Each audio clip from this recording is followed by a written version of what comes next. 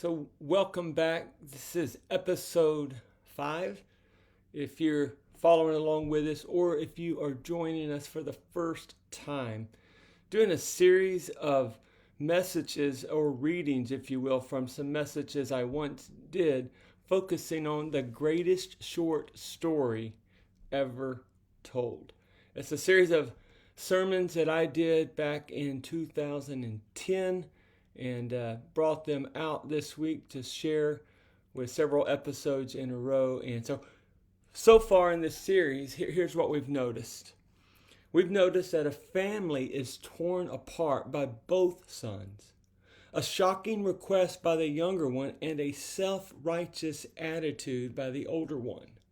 Both of them had set their hearts on the father's things and not on the father. And it was the agony of the father that made reconciliation possible for both of them. When the younger son made his shocking request, the people in that day would have expected the father to explode with outrage. They would have expected him to drive him out of the house with verbal and physical blows. Yet the father responds with love and allows his life to be torn apart. And the younger son left for the distant land where he squandered his wealth in wild living. Last episode, we noticed that when this younger son came to his senses, he decides to head home. Now, we're not sure if he's truly repentant at this point or simply out of options. Maybe he's headed home because he was out of money, not to reconcile with his father. Whatever the case was, it was at this point when he at least begins the journey home. And that's the scene I want us to examine in this episode as we look at the father's forgiveness. Let's see what happens when he comes home, and then we'll see how it applies to us. Listen to what's going on in his mind as he heads towards home. Verses 17 through 19 from Luke chapter 15. When he came to his senses, he said, "How many of my father's hired servants have food to spare? And here I am starving to death. I will set out and go back to my father and say to him, 'Father, I have sinned against heaven and against you. I am no longer worthy to be called your son. Make me like one of your hired servants.'" I imagine he feels fear and shame as he makes that long walk home. That's why he heads home feeling unworthy to be called a son. He was simply hoping to earn his way back into favor with his father by becoming like one of his hired men. His leaving home would have put him at odds not only with his family, but the whole community. They would have rejected him because any Jew who had lost his money among the foreigners would be cut off from the community. So his return would have been met with resistance. As he entered the village, they would have assaulted him verbally and physically the moment they recognized him. He would have had to walk through a gauntlet of shame and humiliation, even to get home. The custom, the leaders of the community would have broken a clay pot at the feet of this rebellious son as a visual symbol that the community rejected him forever. But the father made sure that none of that happened. Look at verse 20. So he got up and went to his father, but while he was still a long way off. Love that phrase. His father saw him and was filled with compassion for him.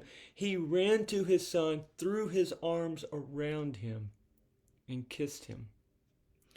Now I want you to notice a few things that this verse tells us or shares with us about the father's heart. The first thing is this: while he was still a long way off, his father saw him. You know what that means? He had been looking for him. He had been longing for his return. He sees him coming from a distance because he was constantly hoping and praying and longing and looking for his son to come home. But as far as he knew, the son was coming home to get more money. Yet the father has compassion for him. The second thing is he was filled with compassion. Not only was he looking for him, but his heart had been breaking for him. He was filled with compassion for his past sin, his present filth, and because he knew what he was about to experience from the community. He knew he was about to be rejected and scorned and assaulted by the community. That's why he runs to him. I don't know if you noticed that, but he wants to get to his son before his son gets to the village. Or put another way, before the village gets to his son. He runs to protect him. The third thing we see is that he ran to his son, threw his arms around him, and kissed him. I love the fact that the father doesn't make the son come to him to ask for forgiveness. He doesn't make him grovel in his sin. He goes out to him. And he goes out to him not only to welcome him home, but to protect him. He knew that the community had every right to reject him and possibly even to kill him. So he runs to save him. But Middle Eastern noblemen are not supposed to run. That would be considered a sign of humiliation. Children would run, women might run, but not middle-aged fathers. They would have to pull up their robes and bring shame to themselves. But this father didn't care because he knew how the community would treat his son if they got to him first. So he runs to protect him from the hostility of the community and to restore him not only to the father, but within the community. The father knew the public gauntlet the boy would have to face, and so as he makes his way through the village back to his father's home. Kenneth Bailey, I mentioned Kenneth Bailey as one of the sources that I've used for this series, along with Tim Keller's The Prodigal God and Henry Nouwen's The Return of the Prodigal. But Kenneth Bailey says it like this: the father runs the gauntlet for him, assuming a humiliating posture in the process. The father runs to him and makes the reconciliation public at the edge of the village so that the son can enter back into the community under the protective care of the father's acceptance. The father doesn't even say a word when he first meets him. He simply throws his arms of protection around him and kissed him continually, because this type of love is too profound for words. And that's where we'll stop this episode, and we'll go a little further into the story tomorrow. But as we close, let me just say I am so grateful that we have a father like that.